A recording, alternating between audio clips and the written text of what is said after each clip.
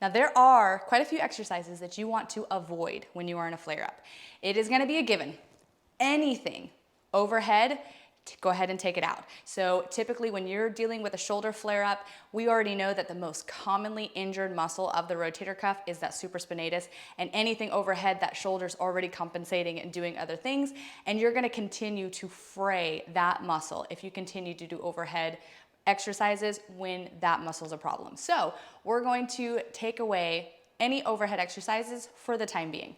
The next thing is going to be pushing exercises. Now, I say broad pushing exercises because this is going to encompass push-ups. You should not be doing push-ups if you are currently in a flare-up, and you should not be doing chest press if you're currently in a flare-up. And the reason that I say those exercises, like, Alba, that is half of the available exercises. Well, if you add overhead, like that's a good chunk of the available exercises when it comes to shoulder movements. However, those movements, those muscles are already really strong. So reinforcing those movements is only going to make your shoulder worse. It's not going to make it better. So temporarily, we take those things out until we can get your shoulder feeling better and functioning a little bit better, get all of the muscles on board rather than just these muscles being so strong and taking over for everything and not allowing other muscles to engage. We've got to create balance, because if you're experiencing pain, it's because there's a lack of balance. So normally these muscles are going to be overworked, overly strong, trying to help with everything. And then the other muscles don't get their opportunity to work.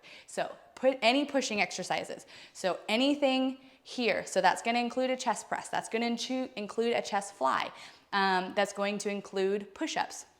So anything that's gonna do this or pull you into poor posture is going to be an exercise to take out.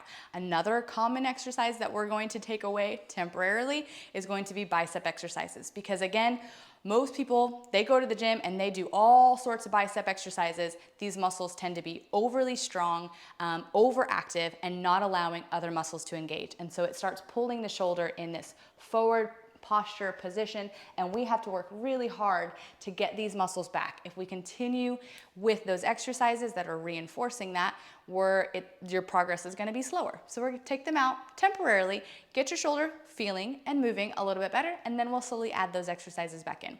Remember, we want to create balance throughout the shoulder as a whole.